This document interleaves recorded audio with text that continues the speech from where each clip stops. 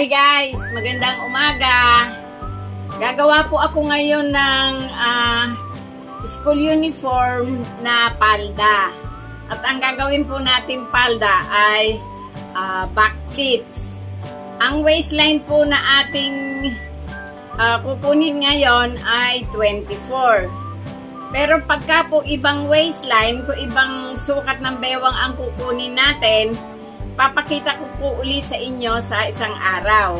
Ang tela ko po ngayon na gagamitin ay Katrina lang po ito. At ang zipper ko po ay ito. 5 inches lang po ito kasi pambata lang naman siya. Tara guys, papakita ko sa inyo kung paano natin ikapit yung zipper, kung paano natin ikapit yung bulsa ng madalian lang. O, ito, tatabasin ko sa inyo, papakita ko sa inyo kung paano nyo siya guguhitan para makuha natin yung waistline na 24. O guys, ito yung tela natin. Ang lapad nito ay 60. Tapos, ang kukunin nating haba ng palda ay 23 inches. Doble ito guys. Bali ito ay 46 inches itong tela natin. Pinagdoble ko lang. Hindi natin dito ito.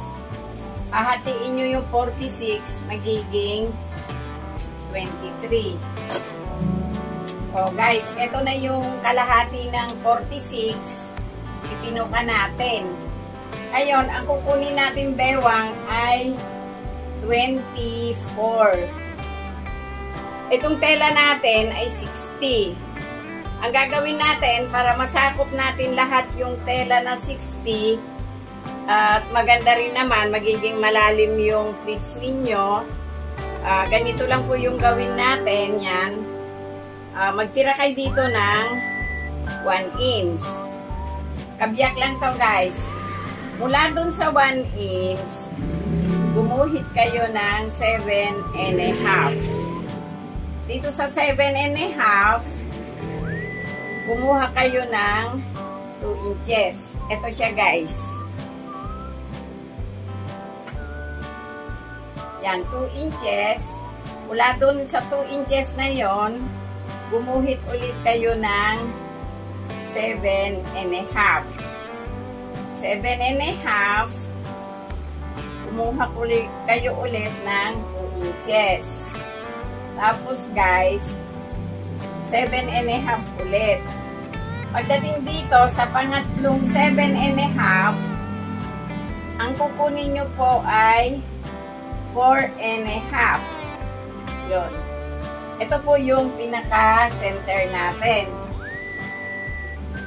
Pagkakuha nyo nung 4.5, tumakbo kayo ulit dito sa 7.5.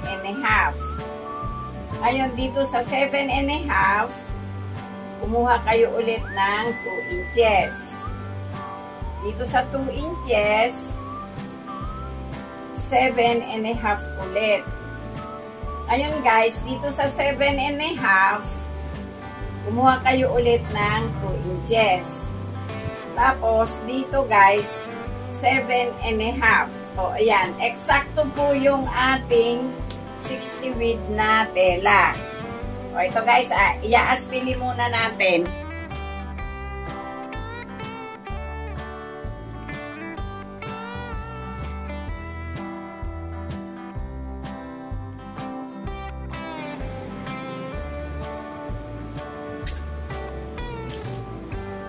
O guys, so, ito yung nilagyan natin ng aspili. Eksakto lang siya na 24. Ngayon, tatahiin ko dito bago ko ipakita sa inyo kung paano natin ilagay yung bulsa at saka yung zipper. Kung ano yung ginawa ko rito, ganun din yung gagawin natin dito sa isang ito. O guys, ito na yung nilagyan natin ng aspili. Papasadahan na muna natin dito sa makina. Dito sa unahan na to, huwag nyong isagad dun muna yung tahi. Lumampas kayo ng malapit-lapit kayo dito sa second pleats na to. Itingnan nyo din sa ilalim kung baka ito ay nandun. Hindi rin maganda yung palda nyo, titigwas yung pleats nyo.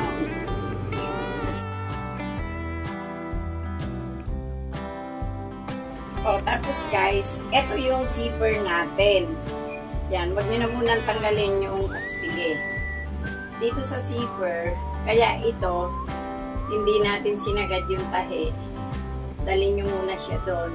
Tapos ito, ganun din. Balik nyo muna siya papunta doon. Ayun, itong dalawang tabi na to, pagdikitin nyo guys, idikit nyo yung zipper.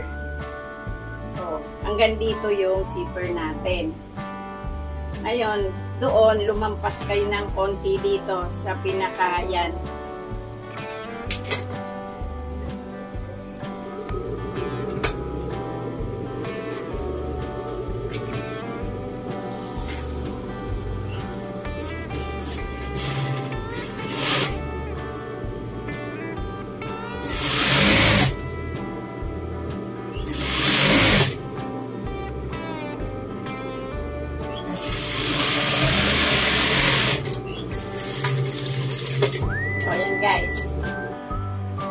Guys, ito yung inahi natin na diretso na lalagyan ng zipper. Ngayon, pag naglagay ako ng zipper, ganito lang siya guys. Dito, yan. Ito yung zipper, nakatihaya. Idikit nyo na po siya doon.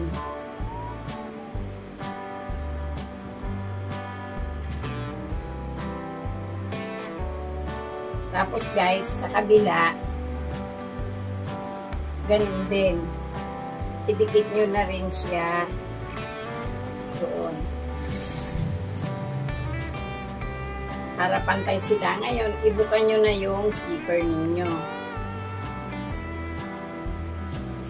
Yan. Pupunta tayo dito sa baba. Dito guys, yan. Dito sa tapusan na to. Itong zipper na to, i-flat nyo na po siya dito. Yan, kailangan po siya naka-flat na. Lagyan nyo siya dito ng aspile. Yan, tapos ito, titingnan nyo din mamaya, pag tinakbo nyo po ito, katulad po nito, huwag nyo isasakop yung clips. Tapos dito guys, lagyan nyo pa ng isang aspile.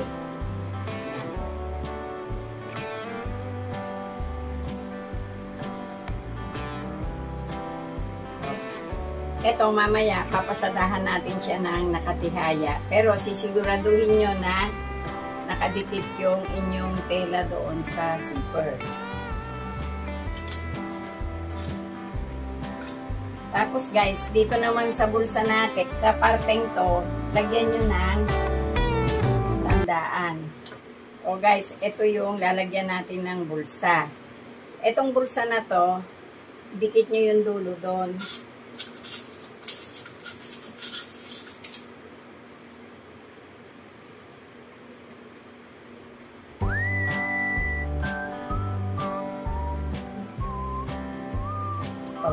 Tapos itong isa, ganun din guys, yung bulsa nyo, doon ang paling. Idikit nyo dito.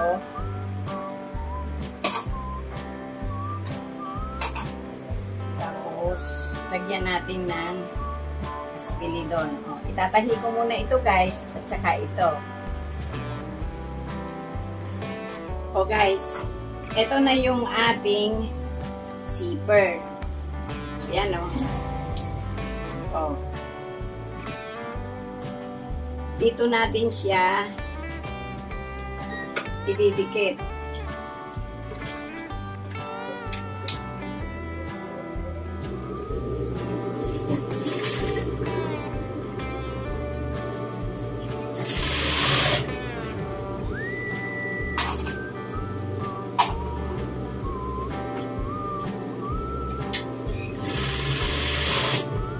Yung inyong pisador, kailangan hindi kayo lalampas dito. Naka-guide kayo dito sa ngipin ng zipper. So, pagdating dito guys, tanggalin nyo yung aspile para mai-forma natin ng maganda. O yan o. pagka nilagyan nyo na doon, ayun, titingnan nyo din yung ilalim.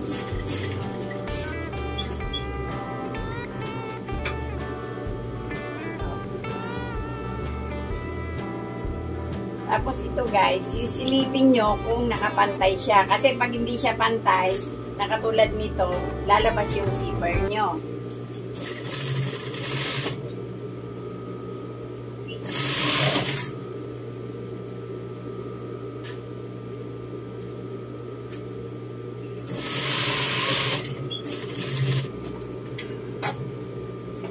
Oh, ito na yung zipper natin guys. Diba? Pantay siya. Guys, yung bulsa natin kanina, eto na siya. Didikit natin siya dito sa kabila.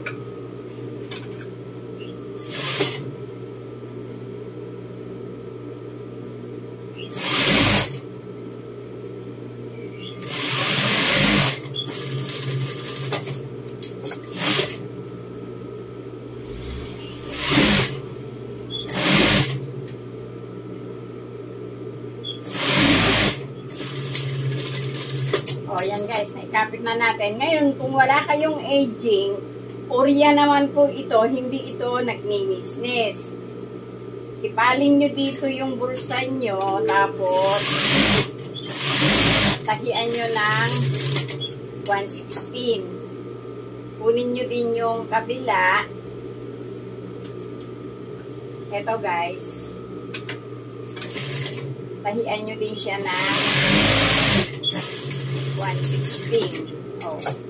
Ngayon, nasiperan na natin, pagdikitin na natin itong bulsa. Oh, ito na siya guys.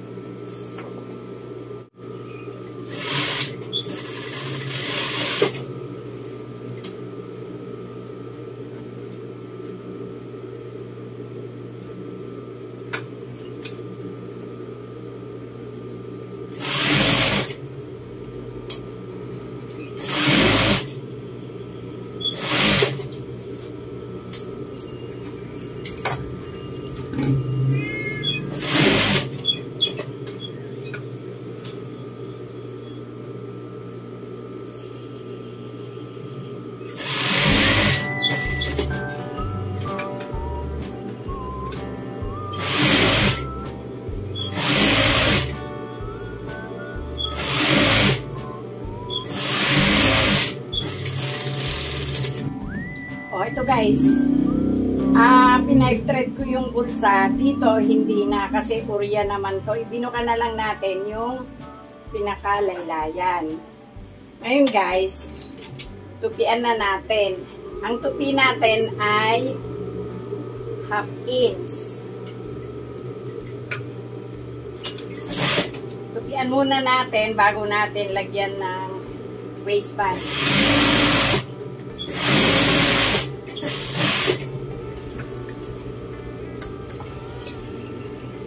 So, ayan guys.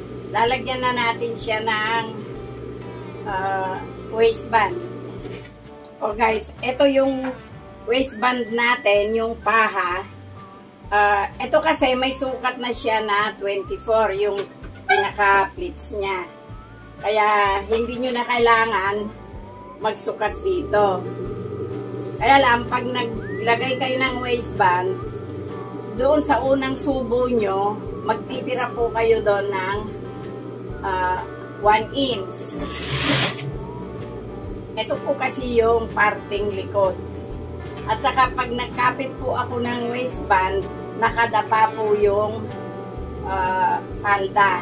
Yung pinaka right side ang nasa ibabaw at pinatapa ko siya sa paha. Tapos pagdating dito sa pocket, meron kasi siyang tahi na ganon, may pasobra. Ang paling nito, dito po, sa papuntang paharap, dito nyo siya ipaling.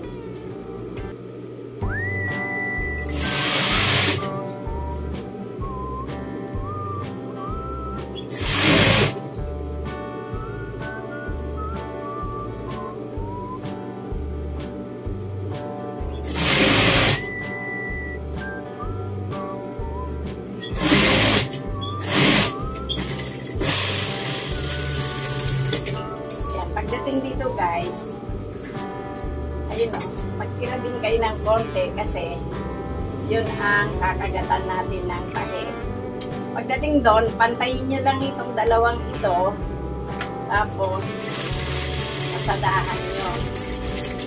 Maglalagay po kayo ng allowance lagi kasi baka tumaba yung bata para meron silang idadagdag kung sakaling lumusog.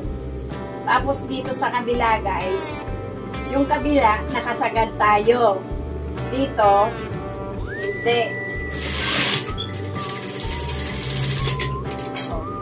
Guys, eto babalik na rin natin papunta sa right side. Ito siya guys. Pagdating dito, i-fold nyo lang siya ng gano'n, no? Ipasok nyo lang. Ito siya guys, oh. Nakaganon lang siya. Tapos pasadahan nyo na.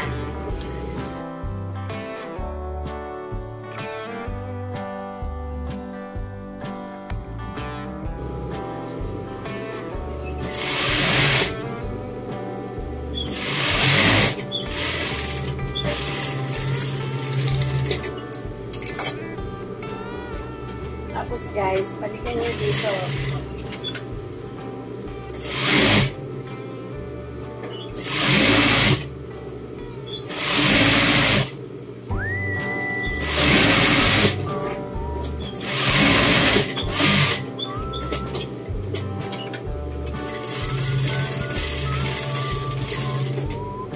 O yan, tapos na yung palda natin. O ito guys, nalagyan na natin ng hook. Yan. Yung zipper natin. Yan. Ang hook nito ay sa kaliwa. Ito siya guys. O. Dito yung pahaba. Tapos, ito yung pinakakawit. Yan. Pag nilagay nyo ganyan, pisain nyo ito. Tapos, saka nyo i-zipper. Yan. Ang bulsa natin ay nasa kanan. Ito siya guys. O. O. Ihahanger ko para makita nyo. So guys, ito na yung palda natin na back pleats. Ayan, eksaktong 24 ang bewang nito. Ayan yung pinaka-front natin. Ito yung kanyang back. O yan, sana nagkaroon kayo ng ideya kung paano gumawa ng palda na 24 ang bewang. Sa susunod pong video, papakita ko naman sa inyo kung paano kayo mag-adjust kung ibang bewang o ibang sukat ng waistband ang inyong kukunin. O yan guys, thank you sa mga nanonood ng aking binablog, kahit simple-simple lang. Huwag niyo pong kalimutan mag-subscribe, paki-like na rin po at paki-share. Thank you!